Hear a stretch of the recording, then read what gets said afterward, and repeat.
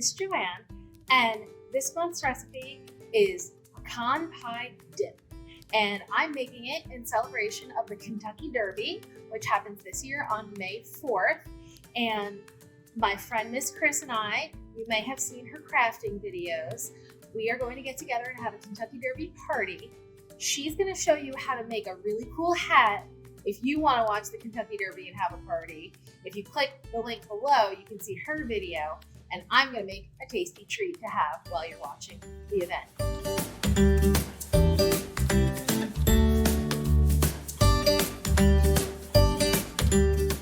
So we start turning the heat on and take 4 tablespoons of butter.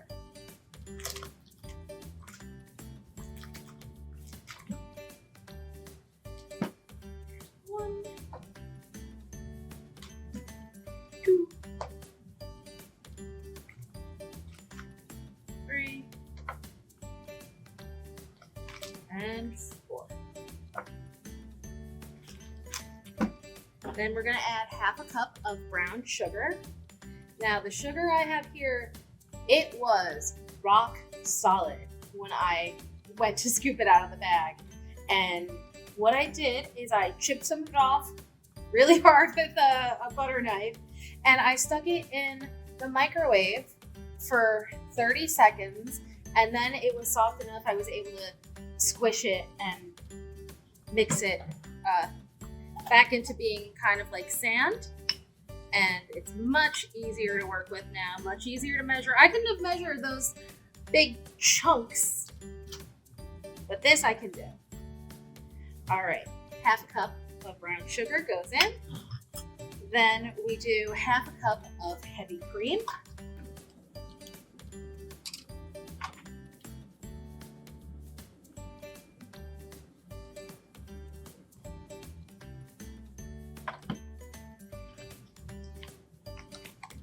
And a half teaspoon of vanilla.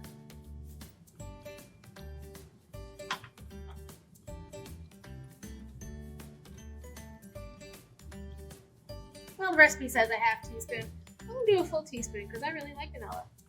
Who's gonna stop me, right? Recipes are just kind of guidelines most of the time. And you can add things or leave things out if it makes you happy. And most of the time it's gonna be okay. So we're gonna let this get nice and hot and melty, and we'll check in on it in just a couple minutes. Everything is melted. We want this to come up to a low boil, and then we'll add our pecans. So we are at a low boil here, and I'm just rotating it in the pan so that way it heats a little bit more evenly. We add 1 cup of chopped pecans.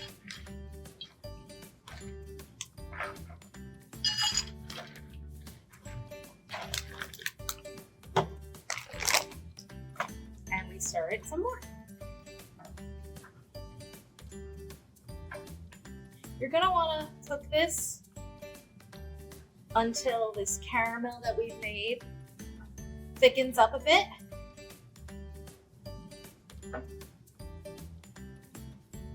Be very careful when you're stirring this. You definitely need to have a grown-up help because you do not want to get splashed with hot, sugary syrup. Ask me how I know. So this is definitely time where a grown-up has to help and make sure we do this safely. And we want to be really gentle with the stirring so that we don't have any splashes and no injuries. Kitchen safety is the most important thing.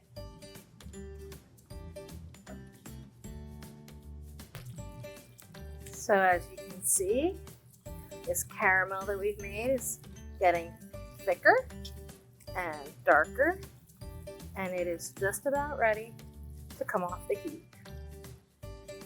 Okay, I'm going to turn off the heat and This smells really nice. I'm going to use an oven mitt and set this to the side. And we're gonna let it cool off while we work on our next step. Our next step is to make the bottom layer of the dip.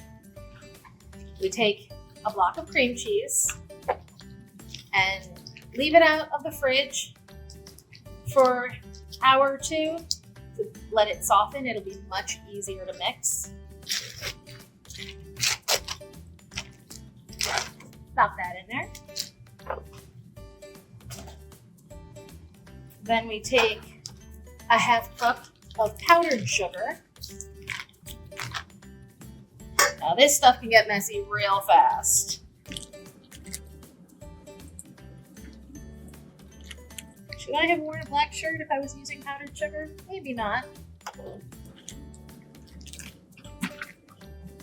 Now we want to use a hand mixer if you have one, and start mixing the powdered sugar and the cream cheese together. We want to start out very slowly so that the powdered sugar doesn't fly everywhere. That definitely can happen. Ask me how I know.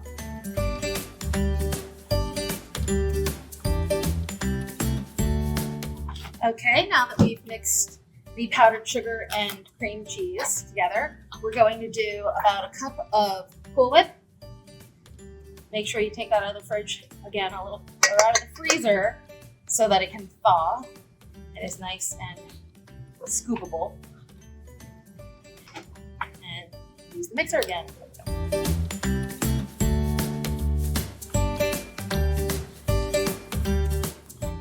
Now that the cream cheese mixture is all mixed up, first we unplug the hand mixer. Don't want to have any accidents with that. And now we are going to take this beautiful cream cheese mixture and put it into the bottom of the pie plate. Well, I'm using a pie plate. You can use whatever kind of dish you have that works for this amount of dip. Good to use a little rubber spatula so you get every last bit of this goodness out.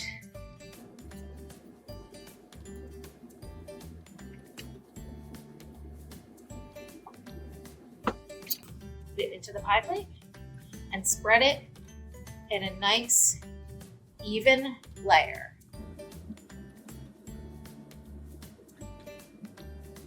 Our caramel has cooled a bit, and now we're going to pour it gently on top of our cream cheese mixture.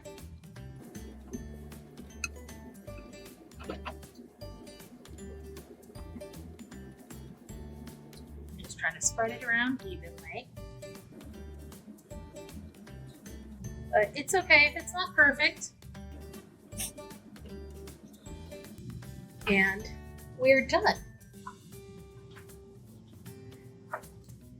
I would let this sit in the fridge maybe for about a half hour before serving, just to make sure everything sets up together and it's a little more solid. And then you can serve it with graham crackers, maybe animal crackers or Nilla wafers. Apple slices, I bet, would be pretty good. What else could we dip in this delightful pecan pie dip? I can't wait to celebrate the Kentucky Derby with my friend Miss Chris. I can't wait to make my own hat, and I hope you all have a great time making this dip.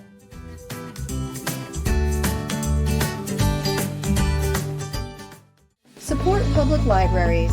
Like, share, and subscribe for more great videos.